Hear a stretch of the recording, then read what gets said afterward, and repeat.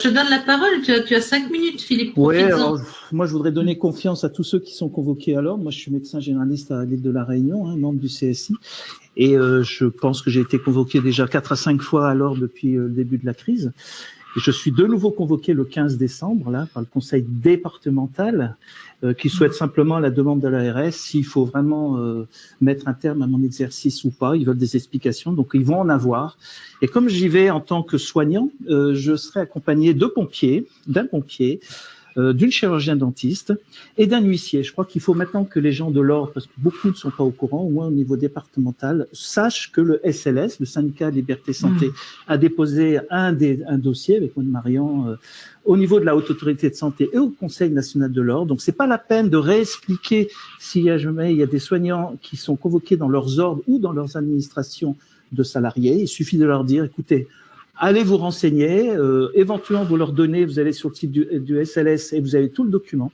Ça c'est très important, ne jamais y aller seul. Et ça va donner de l'espoir. Et effectivement, comme disait Nico, c'est plus la peine d'être dans l'invective. C'est plus la peine.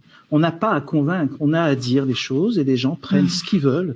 Ils peuvent tout mettre dehors s'ils veulent.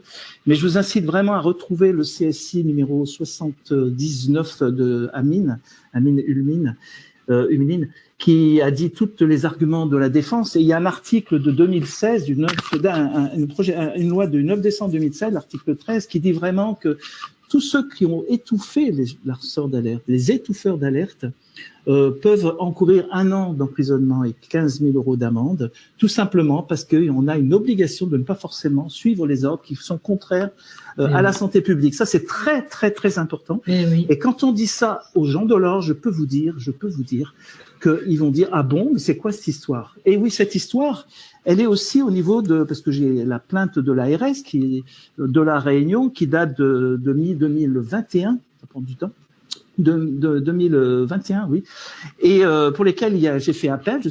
J'ai une radiation d'1 mois, mais comme je fais appel, c'est suspensif. Et appel sur appel, argumentaire sur contre-argumentaire. J'ai reçu un nouvel argumentaire de l'ARS et je vais vous lire une phrase qui quand même va faire poser des questions, à savoir qui est responsable de quoi. Dans sa requête en appel, le docteur de Chazour n'hésite pas à remettre en cause les documents produits. D'une part, le respect du consentement libre et éclairé ne relève pas de l'ARS, mais du soignant. C'est une phrase fondamentale qui est dans la page 7 de l'argumentaire, auquel je vais y répondre, j'ai jusqu'au 2 janvier, mais vous vous rendez compte la force de ça? La force, ça veut dire que quand le 15 décembre, je vais dire au président de l'ordre, mais qui est responsable des effets indésirables des injections? Qui? Oh mais non, mais c'est l'État. Non, c'est pas l'État. C'est celui qui va injecter. Ah bon, mais où est-ce que vous avez vu ça? Ici, dans l'argumentaire que j'ai reçu il y a 15 jours par rapport à l'appel. Et ça va donner confiance à tous ces soignants. Il faut pas qu'ils aient peur d'aller aux ordres, d'aller dans leur... il me reste 40 secondes, donc il faut vraiment d'abord ne jamais y aller seul. Et puis moi, je voudrais vraiment qu'ils revoient aussi la CADA. Je vous invite à revoir le CSI d'hier. On a parlé de la CADA. C'est qu'il est impossible de savoir le statut vaccinal des gens qui sont hospitalisés ou qui sont morts. Le professeur Tublen a essayé, il n'y arrive pas. Voilà, donc ça c'est vraiment très important. Force, courage, il faut y aller dans ces convocations avec sérénité, confiance, parce que ça va éclater. On a le temps, se désespérer pour les soignants comme ceux qu'on a entendus. Et il faut vraiment garder espoir, sans invective, avec respect. Et c'est comme ça qu'on va y arriver. Et encore merci Cécile pour tout ce que tu fais. Bravo à toute l'équipe. Et puis bravo à tous ceux qui vont intervenir prochainement.